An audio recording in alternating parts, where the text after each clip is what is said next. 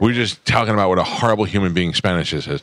He gets you from you've never been here before. No, I haven't. Never been on the show, and surprisingly. And I was a little worried as I was driving into some cocaine dealer's house. Like I could hear the soundtrack for Scarface as I entered the property. No, but I'm just saying that he comes in and you're not here, and I go, where is he? He goes, to use the bathroom. You just send. First of all, my daughter's getting ready to go to school. You just send a strange man into my house. He walked me up pretty close to the door. And then there's also a lot of workers in there. Yeah. I guess it's cleaning day right now. Day, yeah. So, yeah, they saw me. Don't worry. And your wife and daughter are gone, so don't have to worry about that either. All right, that makes Beautiful home. Can I say that? Yeah. Beautiful home. Thank you very much. Usually go to these radio stations that are real, like Winnipeg 107. And it's just, very Canadian. And do you do a lot of radio? I mean, you kind of have to, right? Well, I don't know, because we hear the worst. I was mad at Whitney Cummings for years because she was on Howard Stern's show, and she's like, I hate doing morning radio. I only do your show. Because I was like, F her. And at the time, she wasn't even really fully Whitney Cummings yet. Yeah. I was like, I'll never put her on. And then she had her special out, and I was like, no, tell her never. And now I'm like, I think I'm being the dick. She's right. Morning radio is terrible. Yeah. I would never. Now I get it. I'm sorry. This isn't a bad experience. So 9 a.m. is better than 7:45. Yeah. Like, this is great. Look, I'll tell you, you come in at 7:45, there's more people listening to the radio because now a lot of them are at work already, right? But 9 o'clock is comedian time. This is the comedian hour. Yeah, and most people get into work and they slack off the first 45. Right. They're checking their emails. Yep. They're still listening to the show. What radio shows do you like to do? Where are you from? I'm from Washington, D.C. Okay, so Elliot? So, no, I've never done Elliot, but I've done 98 Rocks, Justin Schlegel in the morning. Like, he does Baltimore? the morning. Baltimore, yeah. Okay. Baltimore is great. That does not great. sound like a good radio name, Justin Schlegel. No, dude, Schlegel, me and him saw Prometheus together. So, big shout out to him. He rules, dude. I almost did mornings there. Did you really? I almost did mornings because he used to be afternoons, right? Yes. I think he was afternoons, yeah. And then I think one of the morning guys died. And they were going to bring I don't mean to laugh at that. they were going to bring me in. I was like, I don't know. But you just, can you imagine getting that call? So, everybody, DJ Skis is dead. And he's like, oh, no. But off air, he's like, yes, and then finally. They're like, just so you know, you're going to have to change your name to DJ Skis 2. No! I'm too old and unhealthy to laugh at this stuff. Schlegel, here's the thing about Schlegel is that he was, and still is, one of the funniest stand-up comedians I'd ever met. He moved to L.A., and that's where I met him. Oh, yeah. Because we both knew each other from the D.C. Baltimore scene. And then he got the offer to go back to Baltimore, and they were like, listen, you can either stay in L.A. and be a small fish in a big town, or you can be the funniest guy in Baltimore and literally go to every Ravens game, be the guy that does like just does all the cool stuff. Yeah. And now he's having the greatest life you could ever possibly imagine. Yeah. So it's like, what is the goal in life? Do you want to like the Burr joke? Do you want to sleep on futons until you're 35, or do you want to have a Mike Calta house and have 9 Spanish ladies cleaning up your kids' mishmagosh on the floor? They're relatively new cleaning ladies, and they won't look at you and they won't talk. Like, I've never had a conversation with them. It's not like I walk in there and I'm waiting for them to look so I can say hi. I'm like, and they just put their head down and walk away. They're afraid of you. Kind of like it. I like it a little bit. They're like, we like cleaning DJ Skis' house way more than Meister Cal does. Much nicer. Galvin used to work in the Panhandle of Florida, and there's a show there, and that guy died a couple of weeks ago. And we were like, see if they want to put this show on. We were like, we'll take advantage of any opportunity we can. Do you guys have beef? Do you have beef with any other radio morning guys? Because like I'm like, you asked me the question, who's my favorite, and I think there's just it's just whoever. Like, this is great. You come in, it's like a fun vibe, and that's all you want. All you want is just it to be like, let's just have fun. We'll talk whatever. Yeah. But sometimes they're like, see, you were out there with Jelly Roll, and you're like talk about it. It's like, well, I'm here, working. You don't have to, like, Jelly Roll is not coming to the show tonight. You know what I mean? Right. But it's always, is there like other guys that you have? We blew another guy out of the business. Nice. We had beef, but that's kind of like a 90s radio beef thing. Like I used to hate everybody, and now one day I was like, why do I hate everybody? Now I like everybody. You know what I mean? But we blew another guy out of the business. He used to be the number one guy here, and now he's not even in radio anymore. So really? Yeah, he's like podcast guy. But the thing is that after that, you realize it's not worth fighting over dumb stuff. We're all fighting for the same piece of pie. Yeah. I don't. We were just talking about Jelly Roll this morning. I don't know Jelly Roll, but Bert, our buddy Bert, is good friends with him, and he does a lot of stuff. I don't see Jelly Roll is like one of those people who's too much. I'm too jelly rolled out. He's everywhere. He's everywhere right now. He's the new Chipotle. He's on every street corner, dude. He's everywhere. Last year I opened for him. We actually, the last day of the tour was here. We played whatever your amphitheater was. Yeah. And it was the funniest thing because I was the host of the whole thing. This is the only joke I'll say about it. This is I'm glad we brought this up because this is actually funny. Okay. We were, it's a 45 city arena amphitheater tour.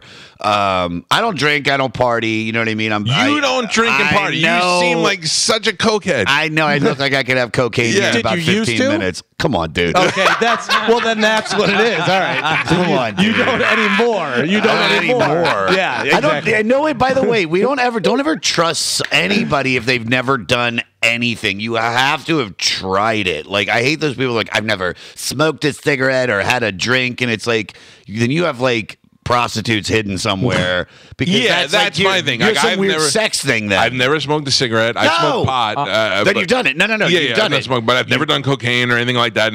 I took acid one time because I went to Woodstock, the second Woodstock, the third Woodstock, whatever it was. You went to Woodstock 99? Yeah, I was there for the fires and the whole deal. Had his hair bleached blonde too. Yeah, my hair was blonde. And I took acid for the first time, and that was all right. I went to a Fat Boy Slim rave, so that worked out. Nice. But I definitely have more perverted stuff than I do drug stuff. Sure. Yeah, I got good sex stories. But they're not. You're not like Code Red because you've done some of the drugs. Yeah. If you've done nothing.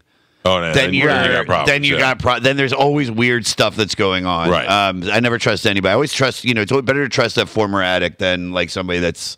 Oh, I'm a teetotaler for like that's always weird. Did you stop? What made you stop? I got what happened was I got 3 DUIs in my 20s. That'll do it. I know there was an Uber. That's true. There was an Uber. If they would have created it, I'd probably still have 2 DUIs. Got to get home somehow. Yeah, I tell my son all the time, I'm like, you don't know how easy you have it. You have Uber now. You have taxis. I didn't have any of that stuff. I mean, to get a taxi.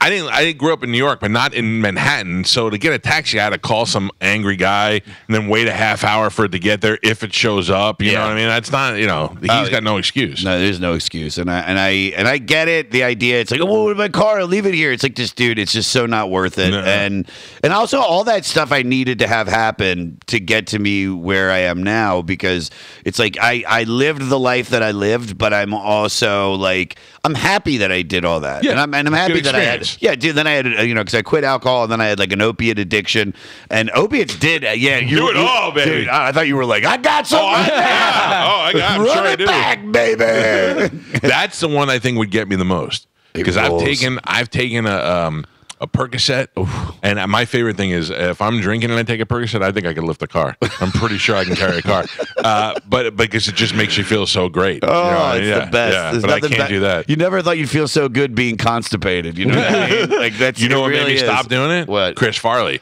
Because I heard the news and they were like, Chris Farley was drinking and taking pills.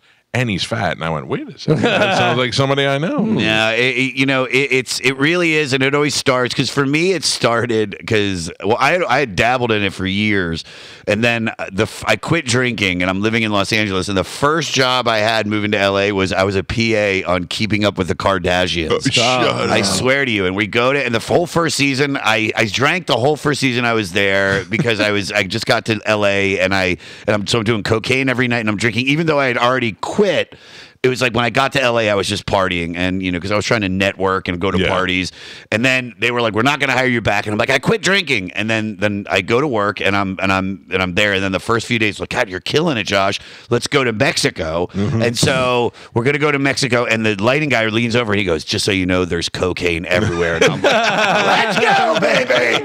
And we're partying, and the girls show up the next day, and I get busted with cocaine at a Cabo Wabo. Owned by Sammy Hagar. Yeah, I was in the bathroom doing key bumps, and next thing I know, I can say this. Yeah, so at least I'm not cussing. You can talk cocaine, just don't cuss. Right. And I'm in the bathroom doing key bumps, and this little Mexican fella jumps over the stall, and as he grabs me to throw me to the cops, I drop the bag into the toilet, and then they throw me to the police, and they're like. cocaine. I'm like, I don't know what you're talking about. And they're like, well, what's that white stuff all over your face? And I'm like, man, that's salt from the margaritas. Come on, man. But they $200, and so they're like, listen, they get back to the another executive producer, the production manager. Wait, $200 and you're out of it? Yes, but that's Mexican cops. It's literally pay and then go. Right. And but the producer's like, listen, dude, because of that, we found out we're gonna let you go when we get back to America. Just finish the job. And on the last day in Mexico, I'm dropping the girls off at the airport, the Cabo San Lucas airport, and this woman, I get out of my car and this woman hits me, You, but like barely. But I fake the injury so smart. I don't get fired on the ground. Like my foot. And so they take me to the hospital. They feed me full of Percocet. I get back to America. They don't fire me, and then I get a prescription, and then it just like I go, well, I'm so much better on Percocet. So then it just became that's what I did, and then I started stand up, and painkillers took away all of the fears of being. It really does kill pain. It kills all the I'm not good or I'm not funny, and it really exacerbated my confidence, which I already had. But it was like, man, as a young comic, I had the confidence of like a 10 or 15 year. So then it was just steamrolled. And dude, truth be told, I know I'm glad I'm off because I'm having the best time ever. I don't need anything now. I really don't. But man, did it help my career. Yeah, hey, look, dude, things happen the way they're supposed to happen. I mean, the year I did New Faces, which was the big deal that you could do in JFL, and it was my year. Mike was, I mean, it's some of the best comics alive. What year was that? Do you remember? 2013. It was me, Andrew Schultz, Pete Davidson, Chris DiStefano, Andrew Santino. I'd go on in a Sam Morrell. I mean, you're talking all great Brooks Wheelan, comics. all guys, all my friends, all guys that are killing it right now. And my mom had to come with me because I had passport issues. It's a whole, that's a whole story. How did your mom help you with that? Because I figured we'd get to the border. Oh, she'd keep you sober? And she'd be like, well, no. But I figured we'd get to the border and they'd be like, so all you have is your ID and your birth certificate. And they'd be like, well, we can't let you in. My mom, just an old Jewish woman, would be like, no, you're letting my son in. He's here doing JFL. It's the biggest thing in his life. Let my son in. She'd verify that who I am or whatever. Here's my mom. But like a week before, I got a temporary passport, and they were like, okay, we'll let you in. And my mom's like, I'm like, Ma, you don't need to come. And she's like, oh, I'm coming. So we go. And my mom had painkillers, and I would have been on and off at that point. And I go into her purse, I take a few out, I go to some of the parties, and then the morning of the big show, she comes up to me, she wakes me up, and she goes, Josh, you took some of my Percocet. And I go, no, and I could just see the defeat on her face, and I'm like, oh man. And I'm sitting there, and in my head, I'm like, if I give these back to her, I'm going to have the best set of my life tonight because I did this good thing. And the universe, I don't need it, and I don't need it, and I'll kill it tonight. So I go, Mom, and I go back out, and I hand him to her. I go, I don't need it. I'm so sorry. And we hug. And then that night, I went up there, and I bombed. Dude, I ate such a poopy sandwich. Oh, man. The one dark star in a sea of light. Dude, if I would have taken him, I'd be on SNL right now. I'd be the biggest star in the world.